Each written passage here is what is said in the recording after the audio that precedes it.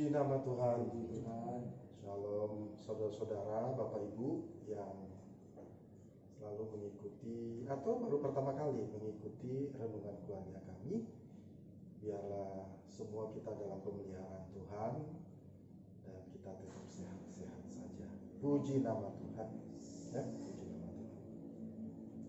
Pak, Ya, aku ada pertanyaan nih. oke, ya, silakan. Ya. Pertanyaan ini aku dapat waktu aku baca kitab Korintus. Oke, 1 Korintus 3 ayat 22. oke. Bunyinya? Ini firman Allah yang hidup ya, versi firman Allah yang hidup. Hmm. Bunyinya, ia telah mengaruniakan Paulus dan Apolos dan Petrus kepada saudara sebagai penolong. Ia telah memberi saudara seluruh dunia ini. Hidup dan bahkan mati pun adalah pelayan saudara. Seluruh masa kini dan seluruh masa depan telah diberikannya kepada saudara. Semua itu milik saudara. Kenapa? Kan tadi disebutkan hidup dan bahkan mati pun adalah pelayan saudara. Nah, itu maksudnya seperti apa? Iya, ini ayat yang jarang kita dengar ya. Baru dengar. Hidup Dan mati dan mati layan. itu pelayan kita. Hidup dan mati itu pelayan kita. Luar biasa pertanyaan Martin. Maksudnya apa ya, Tim? Oke. Kematian adalah pelayan kita. Kok bisa begitu? Ayat itu bilang begitu. Nah, firman Tuhan kan bilang bahwa kematian itu adalah musuh kita. Ya. Kematian itu adalah musuh kita dan musuh itu sudah dikalahkan. Ya. Nah, firman Tuhan dituliskan bahwa ya, dikatakan oleh firman Tuhan ya, musuh terakhir yang dibinasakan ialah maut. Jadi kematian itu adalah musuh yang sudah dikalahkan. Nah, di dalam peperangan kalau ada yang berperang, lalu ada yang kalah, ada yang menang dong. Nah, bagi yang menang, maka yang kalah ini menjadi budaknya. Oke? Menjadi hambanya. Jadi bagi orang yang menang, dia mau apakan saja orang yang kalah itu terserahnya dia. Semaunya dia. Nah, ketika firman Tuhan bilang bahwa kematian itu adalah musuh yang sudah dikalahkan, makanya firman Tuhan itu berkata, kematian adalah pelayan saudara, adalah budak saudara. Kenapa? Karena kematian itu sudah dikalahkan Oleh kematian Kristus. Ya? oleh kematian Kristus. Jadi Kristus sudah datang, lalu dia mati di kayu salib, melalui kematiannya, kematian itu dimatikan.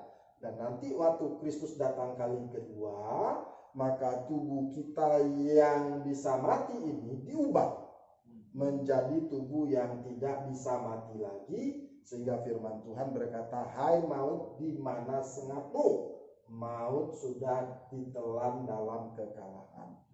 Jadi kematian musuh yang sudah dikalahkan, sehingga ketika musuh itu sudah dikalahkan, maka dia jadi budak bagi yang menang. Kita sudah menang di dalam Kristus Yesus, sehingga kematian itu menjadi budaknya kita, menjadi pelayannya kita. Nah, bagi kita, karena dia pelayannya kita, pelayan itu sama dengan derajatnya benda, alat, barang. Ya, alat yang bisa kita gunakan, terserahnya kita diapain. Tapi karena kita adalah orang-orang yang sudah di dalam Kristus, maka kita gunakan untuk kemuliaan nama Tuhan. Ada contohnya nggak? Ada contohnya nggak? Ada sih kayaknya. Nanti Papa mau tanya. Ayo.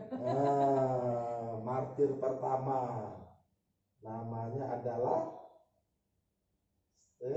Stefanus. Kamu tahu nggak cerita Stefanus? Tahu cerita Stefanus? Stefanus itu orang yang dilempari batu ya? Iya, Jadi dia dilempari batu sampai mati. Nah, ayo Matthew yang baca ya, karena Matthew tahu kisah itu ya tentang Stefanus. Baca di Kisah 7 ayatnya yang ke-54 sampai 60. Kisah 7. Kisah Para Rasul 7 ayat 54. Ketika anggota-anggota Mahkamah Agama itu mendengar semuanya itu, sangat tertusuk hati mereka. Maka mereka menyambutnya dengan gertakan gigi. Tetapi Stefanus yang penuh dengan Roh Kudus menatap ke langit, lalu melihat kemuliaan Allah dan Yesus berdiri di sebelah kanan Allah. Lalu katanya, sungguh aku melihat langit terbuka dan Anak Manusia berdiri di sebelah kanan Allah. Maka berteriak-teriaklah mereka, dan sambil menutup telinga serentak menyerbu dia. Mereka menyeret dia keluar kota, lalu melemparinya. Dan saksi-saksi meletakkan jubah mereka di depan kaki seorang muda yang bernama Saulus. Sedang mereka melempari Stefanus berdoa, katanya, "Ya Tuhan, Yesus, terimalah rohku." Sambil berlutut ia berseru dengan suara nyaring, "Tuhan, janganlah tanggungan dosa ini kepada mereka." Dan dengan perkataan itu meninggallah dia. Ya, Stefanus paham sekali bagaimana menjadikan bukan saja hidupnya, tetapi juga kematiannya sebagai alat untuk kemuliaan Tuhan. Ya, ayat ini dimulai dengan sebuah kalimat frase yang tidak boleh tidak ada, yaitu Stefanus penuh dengan Roh Kudus. Jadi orang yang bisa menggunakan, memanfaatkan hidup dan kematiannya untuk kemuliaan Tuhan, maka dia harus penuh dengan Roh Kudus. Itu dasarnya, tidak boleh tidak. Jadi hanya orang yang penuh dengan Roh Kuduslah yang bisa menggunakan hidup dan matinya untuk kemuliaan nama Tuhan. Nah, yang menarik memang dari kisah Stefanus itu, kalau kita lihat ada 3 kalimat yang dia gunakan. Ya. Yang pertama dikatakan, ya, coba kita lihat yang pertama ya, dikatakan, "Sungguh aku melihat langit terbuka dan Anak Manusia berdiri di sebelah kanan Allah." Ini kalimat yang pertama yang diucapkan oleh Stefanus di masa-masa menjelang kematiannya. Jadi waktu dia dilempari oleh batu oleh orang, ya, orang dengan penuh kemarahan dia melempari Stefanus dengan batu, dan ketika Stefanus yang sudah menyampaikan berita firman Tuhan itu, mereka membenci sekali pesan firman Tuhan khotbah Stefanus, sehingga mereka melempari mereka dengan batu. Dan di saat-saat menjelang kematian itu Alkitab mencatat 3 kalimat, dan ini membuktikan bahwa Stefanus menggunakan bukan saja hidupnya tapi kematiannya sebagai budak, sebagai pelayan untuk kemuliaan nama Tuhan. Yang pertama kita lihat, kata yang pertama adalah, "Sungguh aku melihat langit terbuka dan Anak Manusia berdiri di sebelah kanan Allah." Nah, menjelang detik-detik kematian seseorang, biasanya si jahat itu mengintimidasi. Kayak ngomong di pikiran gitu. Iya, jadi bisa mengintimidasi orang-orang yang sedang sekarat akan meninggal. Biasanya dia intimidasi bagaimana? Lihat, kesenangan yang kamu miliki di dunia tidak bisa kamu nikmati lagi. Gak bisa makan enak lagi. Gak bisa pakai baju branded lagi, atau naik mobil yang bagus lagi. Ya, bahkan juga mengintimidasi dengan kamu tidak punya hubungan keluarga lagi. Misalnya suaminya meninggal, ya kehilangan istrinya. Orang tua kehilangan anak. Jadi hubungan yang ada, yang dimiliki dengan orang yang meninggal, itu bisa hilang. Ya kan? bisa hilang. Dan itu mengintimidasi orang yang sedang sekarat, orang yang sedang menjelang kematiannya. Tetapi bagi Stefanus yang penuh dengan Roh Kudus, intimidasi itu dikalahkan dengan apa? Dengan melihat kemuliaan Allah. Ketika Stefanus melihat kemuliaan Allah itu luar biasa, maka intimidasi dari si jahat tentang kesenangan di dunia ini, tentang hubungan-hubungan yang ada, itu seperti mengalahkan, seperti terkalahkan dengan apa? Dengan melihat kemuliaan Allah. Ya, itu yang pertama. Yang kedua adalah, coba lihat kalimat yang diucapkan oleh Stefanus. Dia berkata, ya Tuhan Yesus, terimalah rohku. Ya Tuhan Yesus, terimalah rohku. Ada seseorang menggambarkan, Papa baca aja ya, karena ini kutipan seseorang, mengenai saat-saat di mana orang meninggal, menjelang kematian yang mendekat. Ada seseorang yang menggambarkan saat-saat kematian bagi orang percaya. Dia bercerita begini.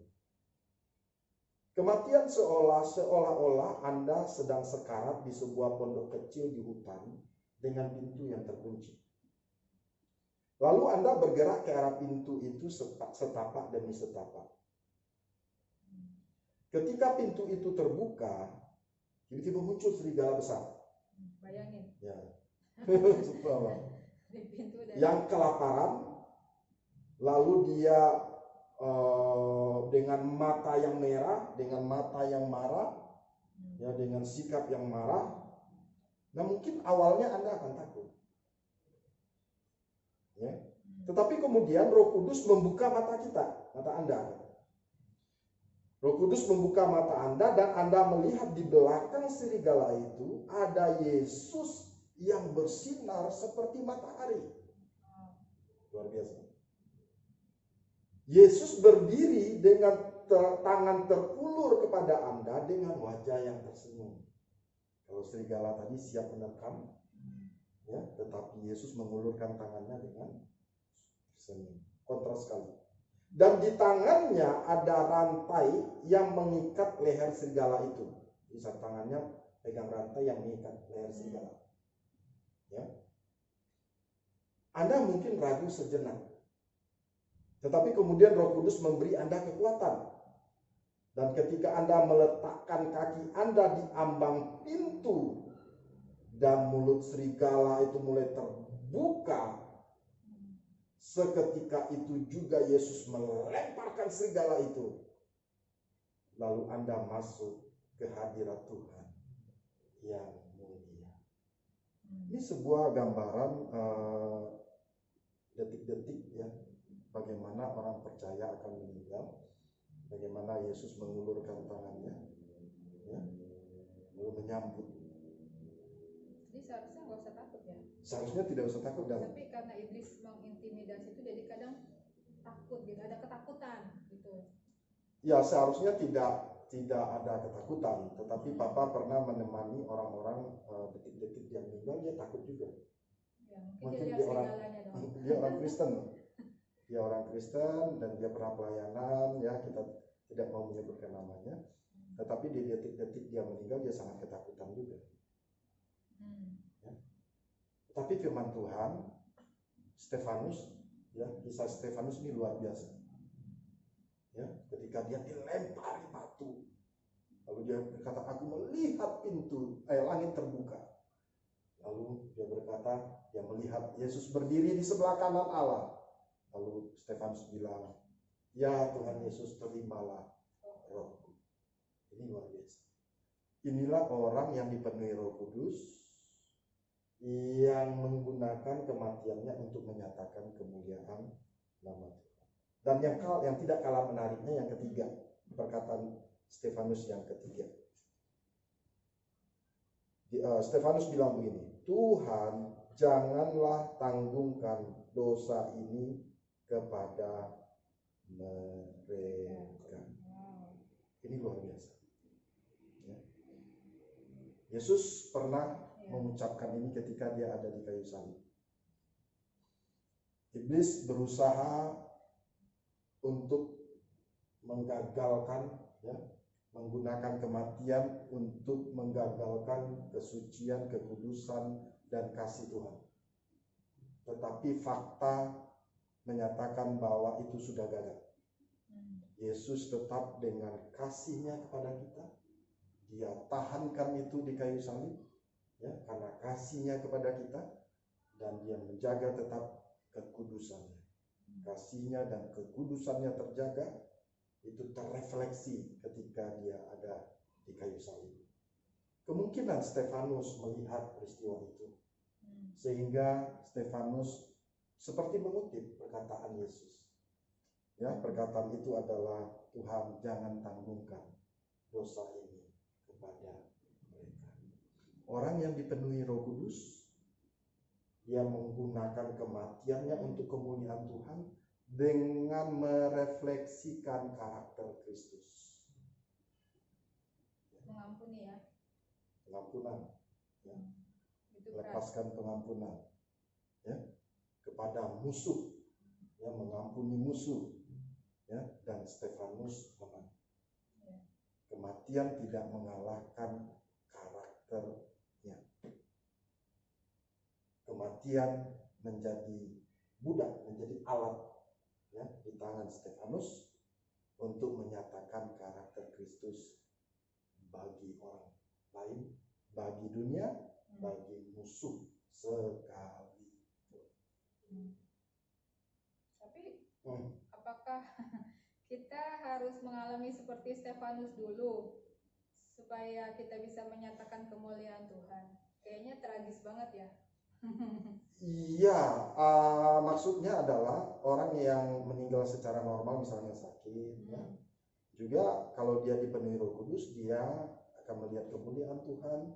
Yesus akan menyambut dia, dan kalau dia menggunakan dipenuhi Roh Kudus, maka di saat-saat menjelang kematiannya, dia bisa memperlihatkan karakter Kristus juga. Nah, itu cirinya ya. Iya, itu cirinya sama, prinsipnya sama, ya. Cara meninggalnya boleh beda, ya, tapi prinsipnya sama. Nah, Mama tadi bilang bagaimana dengan hidup. Timothy tadi udah jelasin ayatnya. Hidup dan kematian adalah pelayan saudara. Nah, kisah Stefanus bicara tentang kematian. Nah, sekarang hidupnya Sekarang apa? hidup. Nah, sekarang ini kan orang-orang di rumah saja itu kayak apa ya? Nggak bisa buat apa-apa ya. Mati gaya. Mati gaya. Mati gaya, mati kegiatan, mati macam-macam, ya, tapi bukan mati fisik maksudnya. Lalu pertanyaannya juga sama. Ya. Kalau kita dipenuhi Roh Kudus, maka hidup kita, ya, harus memuliakan Tuhan, harus mencerminkan karakter Kristus. Sama, ya, sama aja. Nah, misalnya kita bersyukur ya, Timothy ini menggunakan masa-masa di rumah saja, dia menciptakan lagu. Berapa lagu, Tim? 1.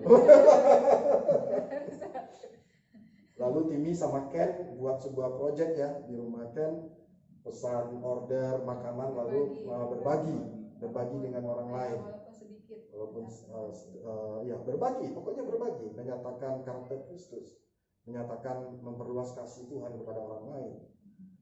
Bisa juga kemarin Papa sangat tertarik itu orang yang berkata jangan terserah, di mana gelombang kata terserah itu begitu membumi di Indonesia oleh karena COVID-19. Tiba-tiba ada orang yang berkata jangan terserah.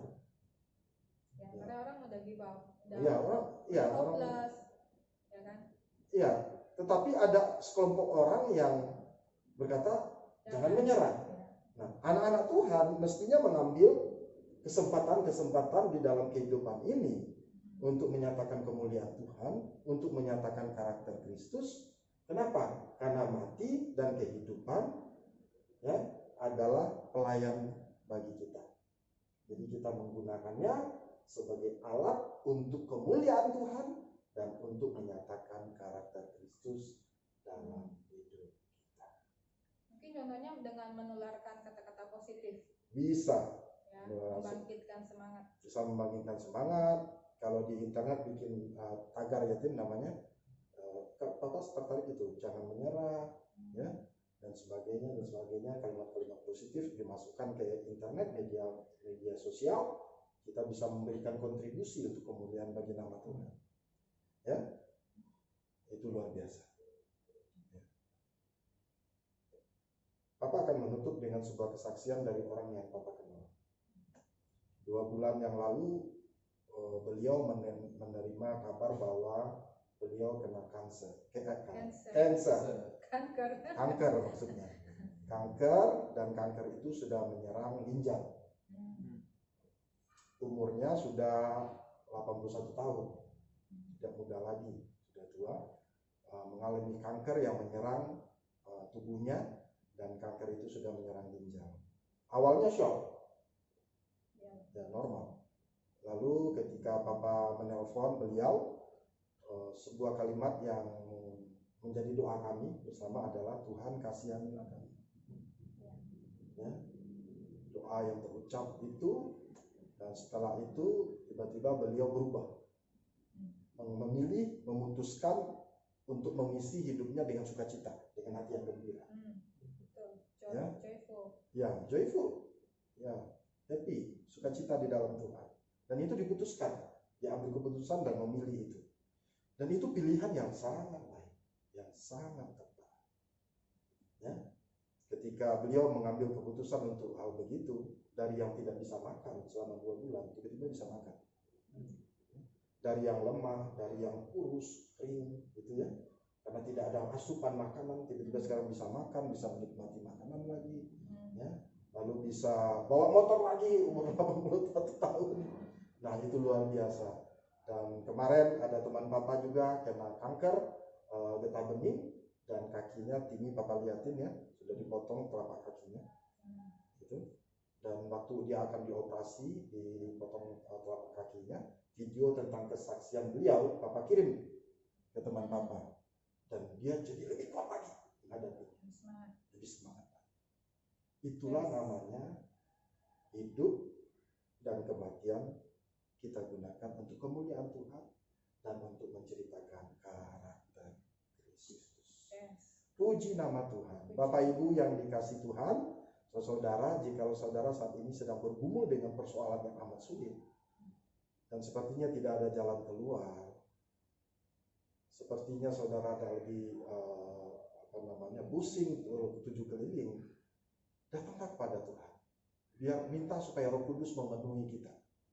Mintalah supaya Roh Kudus memenuhi kita, sehingga kita sama seperti Stefanus, sama seperti kisah-kisah orang lain, ya, sama seperti kisah yang Papa ceritakan, di saat-saat kematian pun, pergumulan yang paling berat apalagi kecuali kematian, di saat-saat puncak pergumulan manusia yaitu kematian pun, itu bisa jadi alat untuk menyatakan kemuliaan nama Tuhan.